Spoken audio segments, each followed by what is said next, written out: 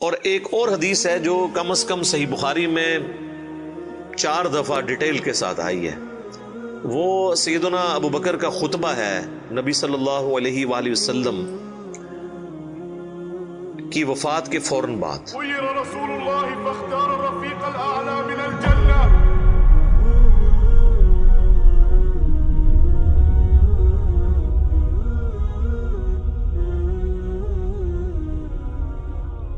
اس کے اوپر میری الگ سے بھی کئی ایک ویڈیوز ریکارڈڈ ہیں جس میں نے وہ احادیث ڈسپلے بھی کی ہیں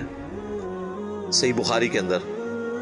کہ جب نبی صلی اللہ علیہ وآلہ وسلم کی وفات ہوئی تو سیدنا ابو بکر جو ہے وہ حجرہ عائشہ میں داخل ہوئے، چونکہ محرم بھی تھے، اور اس حال میں کہ انہوں نے دیکھا کہ مسجد میں جھمگٹا لگا ہے اور سیدنا عمر جو ہے وہ تلوار اٹھائے کھڑے ہیں کہ جو کوئی کہے گا کہ محمد صلی اللہ علیہ وآلہ وسلم دنیا سے جا چکے ہیں تو میں اسے قتل کر دوں گا۔ سیدنا ابو بکر حجرہ عائشہ میں داخل ہوئے، اللہ کے نبی صلی اللہ علیہ وآلہ وسلم کے مبارک چہرے سے کفن ہٹایا اور آپ کے ماتھے پر بوسہ دیا اور کہا، اے اللہ کے رسول، اللہ تعالیٰ آپ پر 2 موتیں کبھی جمع نہیں کرے گا، ایک موت آپ کا مقدر تھی وہ تو آپ کو آنی تھی، یعنی ہر انسان کے لیے ایک ہی موت ہے، دوسری موت نہیں۔ اب آپ آخرت کی زندگی میں چلے گئے تو موت کا مزہ جو ایک دفعہ تو سب نے چکھنا تھا وہ آپ نے چکھ لیا، یہ 2 موتیں جمع نہیں کرے گا، اس کا مطلب یہ تھا کہ سیدنا عمر کو جو یہ غلطی لگ گئی تھی کہ شاید نبی علیہ السلام ڈورمنٹ پوزیشن میں چلے گئے ہیں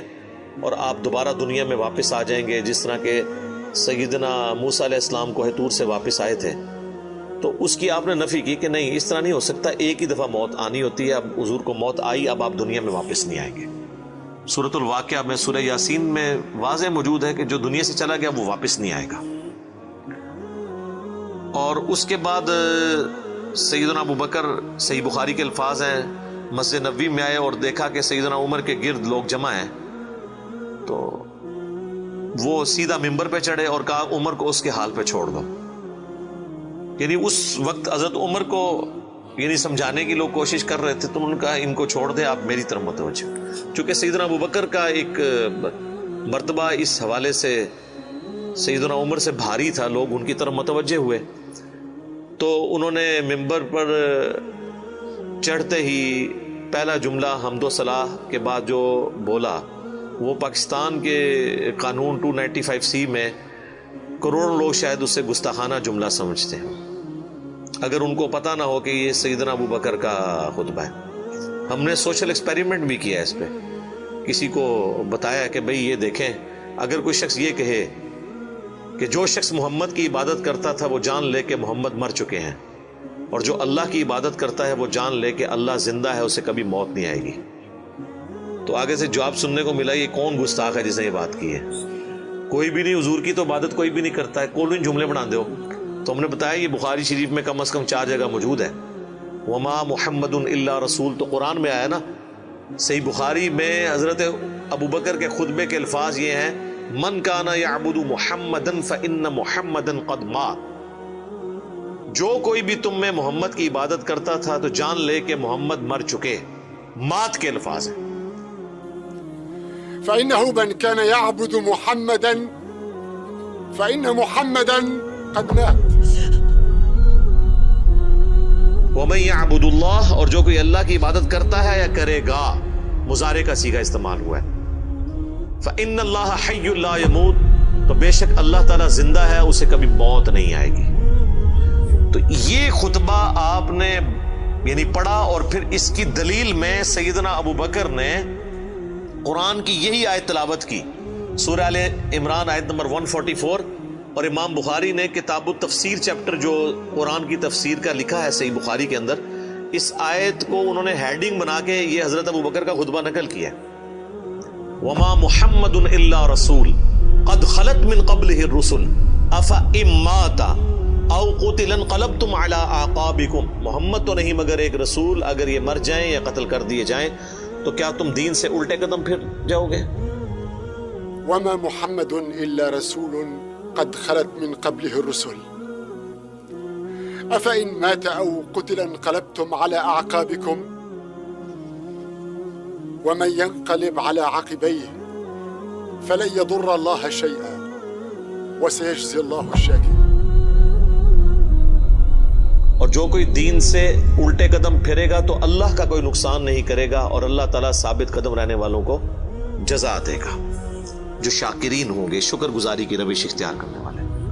پھر آپ نے اگلی ایک اور آیت تلاوت کی، سورہ الزمر کی آیت نمبر 30، انک میت وانہم میتون، اے نبی بے شک تمہیں بھی مرنا ہے اور تمہارے مخالفین کو بھی مرنا ہے۔ وہ آیت بھی آپ نے تلاوت کی۔ تو آپ اندازہ کریں کہ یعنی صحابہ کرام جو ہیں وہ اپنی بات کی دلیل میں قرآن سے آیات پیش کیا کرتے تھے۔ وہ کہتے ہیں ساڑھے خلاف آیتاں پڑھ دینا جی قرآن تو بھئی قرآن اگر تھوڑے خلاف آیت ہے نا تو تسی مسلمان نہیں ہو، کیونکہ مسلمان تو وہ ہوتا ہے کہ جو قرآن کے مطابق ہو، نہ کہ یہ کہ اس کے عقیدوں کے خلاف قرآن میں آیت آ جائے۔ تو اگر کوئی کہہ رہا ہے ساڑھے خلاف آیتاں پڑھ دے تو سمجھ لو کہ پھر تسی تو کافر ہی ہوئے نا، مسلمان کے خلاف تو قرآن کی آیت نہیں پڑھی جا سکتی نا۔ اگر آپ کا وہ عقیدہ ہے تو آپ کے خلاف کہاں سے ہوگی؟ تو صحابہ کرام دیکھیں کہ قرآن سے دلیل پیش کیا کرتے تھے، یعنی وہ اپنی بات کی دلیل بھی قرآن سے پیش کرتے تھے۔ لیکن یہاں پہ ایک بڑی حیران کن چیز ہے جس کو میں نے ہی پوائنٹ آؤٹ کیا ہے، میں نے کہیں پڑھے ہوئے نہیں یہ دیکھا، حالانکہ یہ بہت ضروری تھا کہ اس چیز کو ہائی لائٹ کیا جاتا، کہ حضرت ابو بکر نے ایک فرضی جملہ کیوں بولا؟ کوئی ضرورت نہیں تھی، اور جملہ بھی ان لوگوں کے سامنے بولا کہ جن میں سے کوئی بھی رسول اللہ کی عبادت نہیں کرتا تھا۔ یہ لوگ ہوتے تو یہ ان کو کھڑے ہو کے کہتے بھی تو کی اتنے تقریرہ پہ کرنا ہے، کوئی دروشی پڑھ تو اتنے حضور دی میت ہوتے تو اتنے گستاخانہ آیتاں پڑھ رہے ہیں کہ جی جو محمد کی عبادت کرتا تھا وہ جان لے کے محمد مر چکے ہیں۔ ایک اتنے لکھے ہے قرآن ہی کون ہی گلا بنانا ہے، سیدھے کوئی عبادت نہیں کرتے، خود سے ہی باتیں بناتے ہو۔ سیدنا ابو بکر نے بیسیکلی امت کو یہ میسج دیا کہ نبی الاسلام کی تعلیم یہ ہے کہ آپ کو بت نہیں بنانا، اور اس پہ میں بولا کرتا ہوں کہ یہ محمد رسول اللہ صلی اللہ علیہ وآلہ وسلم کی کامیابی ہے کہ آپ نے ایسی ٹیم اپنے بعد چھوڑی ہے جو ان کی میت پہ ان کے فضائل بیان نہیں کر رہی، توحید بیان کر رہی ہے، کیونکہ ان کو پتا تھا کہ محمد رسول اللہ سے بھی آلموسٹ 500-600 سال پہلے ایک شخصیت دنیا میں گزری جس کے نام پہ دنیا کا سب سے بڑا شرک ہو رہا ہے، عیسیٰ ابن مریم۔ نبی صلی اللہ علیہ وآلہ وسلم نے ایک دوسرا عیسیٰ ابن مریم بن جانا تھا اگر صحابہ کرام شروع میں اس معاملے کو کل نہ کرتے، اور یہ انہوں نے اپنی ذاتی اختراع نہیں تھی، یہ نبی الاسلام کی مبارک تربیت کا اثر تھا، کیونکہ صحیح بخاری میں موجود ہے، دیکھنا میری شان کو اس طرح بلند نہ کرنا جس طرح عیسیٰ ابن مریم کے ماننے والوں نے ان کو ان کی شان میں بڑھا دیا، ڈیوینٹی ان کے بارے میں کلیم کر دی۔ میں اللہ کا بندہ اور اس کا رسول ہوں، مجھے اللہ کا بندہ اور اس کا رسول ہی کہنا۔ تو دیکھ لیں سیدنا ابو بکر نے عقیدہ توحید اس وقت امت میں راسخ کیا۔ یہاں تو کوئی پیر کوئی بزرگ مر جاتا ہے نا تو اس کی شان میں نغمے بنا لیے جاتے ہیں۔ یہ بھی دیکھ لیں آپ، کل خادم رضوی صاحب کی ڈیتھ کے اوپر وہ کسی نے راتوں رات بیٹھ کے ترانہ بھی لکھ لیا ہے، اور وہ ترانہ انہوں نے بڑے اچھے انداز میں اس کو گا بھی دیا ہے، اور ان کی میت کے اوپر وہ چل بھی رہا ہے۔ اور نبی علیہ السلام سے زیادہ تو کوئی تعریف کے لائق نہیں ہے نا مخلوقات میں، لیکن آپ کی میت کے اوپر کوئی درود شریف کی کوئی گھیٹیاں نہیں پڑیاں جا رہی ہیں، کوئی چادر نہیں کھلاری ہوئی، توحید کا خطبہ بیان ہو رہا ہے کہ اللہ کے نبی فوت ہو چکے ہیں۔ سیدنا عمر کے الفاظ ہیں صحیح بخاری میں، جب میں نے ابو بکر کا یہ خطبہ سنا تو میری ٹانگیں میرے جسم کا بوجھ نہیں اٹھا سکی۔ اچھا، آپ لوگ قرآن و حدیث سنتے ہیں تو غصہ آ جاتا ہے، صحابہ قرآن و حدیث اپنے عقیدے کے خلاف سنتے تھے نا تو ان کی ٹانگیں ان کے جسم کا بوجھ نہیں اٹھاتی تھی، وہ اتنے پشیمان ہوتے تھے کہ میں غلط کانسیپٹ کے اوپر ہوں، میں فوراً رجوع کروں۔ اور سیدنا ابو بکر کے خطبے کے بعد سیدنا عمر کہتے ہیں مجھے یقین آ گیا کہ حضور فوت ہو چکے ہیں۔ اور پھر بخاری کے الفاظ ہیں، صحابہ کہتے ہیں کہ ہم کئی دن تک ہماری یہ حالت تھی، جب ہم ایک دوسرے کو ملتے تھے نا تو ہم یہ آیت سناتے تھے، وما محمد الا رسول قد خلت من قبلہ الرسل، یہ سورہ آل عمران کی آیت نمبر 144، تاکہ ہمیں یہ یقین آ جائے کہ نبی علیہ السلام دنیا سے جا چکے ہیں۔ ایک دوسرے کو یہ آیت سنایا کرتے تھے، گستاخانہ آیت، یہ تو گستاخانہ ہی کہتے ہیں نا۔ یہ ہوتے تھے جناب ایک دوسرے نو جناب کچھ اور ہی سنا دے، نعتاں سنا دے رہندے۔ تو صحابہ نے ظاہر ہے انہوں نے تو مشن لے کے چلنا تھا نا، ان کو تو پتا تھا کہ پیغمبر کا کام ہے اللہ کا پیغام دنیا تک پہنچانا، اس کے بعد وہ امت کے کام حوالے کر کے چلے گئے ہیں۔ اب پیغمبر کے ساتھ نسبت اس کی ہوگی محمد رسول اللہ کا لاڈلا قیامت کے دن وہ ہوگا، حضور کی شفاعت کا حقدار وہ شخص ہوگا جو نبی الاسلام کے مشن کو آگے لے کے چلے گا۔ یہ نہیں ہے کہ جو جتنا اونچا نعرہ مارے گا۔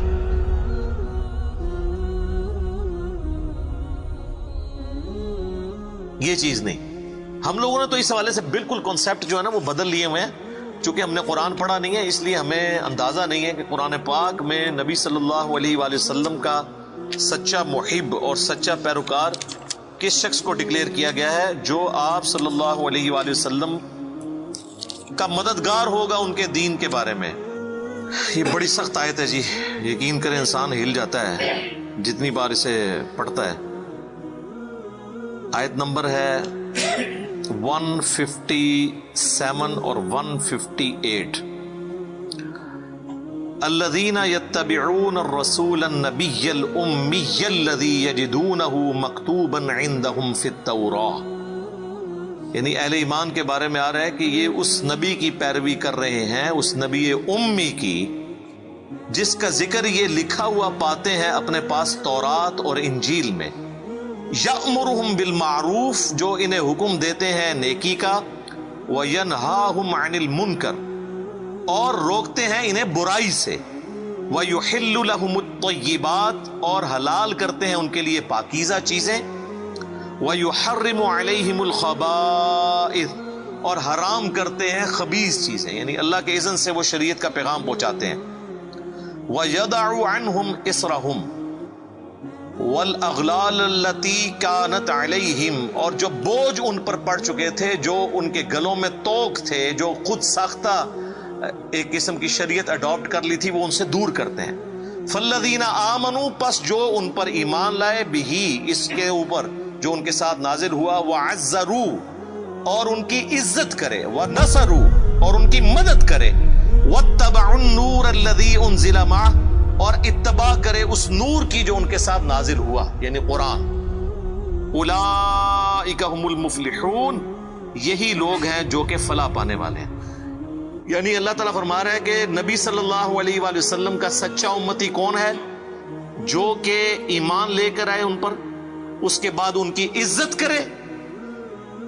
یہ تو دونوں آسان کام ہے۔ ایمان بھی لاتے ہیں لوگ، عزت ضرور سے زیادہ کر رہے ہیں۔ ظاہر ہے کہ جب یہ کہیں گے خدا کا پکڑا چھڑائے محمد، محمد کا پکڑا چھڑا کوئی نہیں سکتا، غلوف کر رہے ہیں۔ رسول اللہ کے سامنے یہ کوئی جملہ بول سکتا ہے؟ اللہ جس کو پکڑ لے گا نا، نبی الاسلام اس کو چھڑوائیں گے نہیں، نبی الاسلام چھڑوائیں گے اس کو جس کو چھوڑنے کا اللہ اذن دے گا۔ دھونس کے ساتھ کوئی کسی کو نہیں چھڑوا سکتا۔ شفاعت بالاذن ہے۔ ہر دفعہ نبی علیہ السلام جا کے سجدہ کریں گے اور اللہ تعالیٰ اذن عطا فرمائے گا اور مقرر کرے گا تعداد کہ اتنے لوگوں کو جن کا ایمان اس لیول کا ہے اب ان کو نکال لیں، جن کا ایمان اس لیول کا ہے ان کو نکال لیں۔ نبی علیہ السلام اپنی مرضی سے کچھ نہیں کر سکتے، یہ تو عقیدہ ہی گستاخانہ ہے۔ تو اللہ تعالیٰ ہمارا ایمان لاؤ اس نبی کے اوپر، عزت کرو، وَنَصَرُوا، اور مدد کرو ان کی کاز میں، ان کے مشن میں، وَاتَّبَعُوا النُّورَ الَّذِي أُنزِلَ مَعَهُ، اور اتباع کرو اس نور کی جو ان کے ساتھ نازل ہوا، یعنی قرآن۔ اولئک هم المفلحون، ایسے لوگ ہیں فلاح پانے والے، یہ لوگ فلاح پائیں گے۔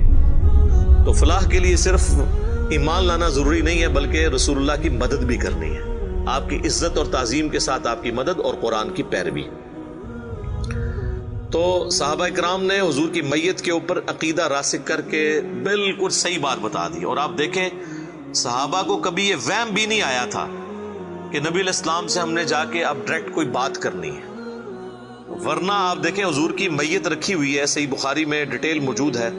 میرا ایک کلپ بھی ریکارڈڈ ہے، سیدہ فاطمہ کا قاتل کون، اس میں نے ڈیٹیل سے سقیفہ بنی ساعدہ کی حدیث بیان کی تھی کہ کسی کے دماغ میں بھی یہ مشورہ نہیں آیا کہ نبی علیہ السلام سے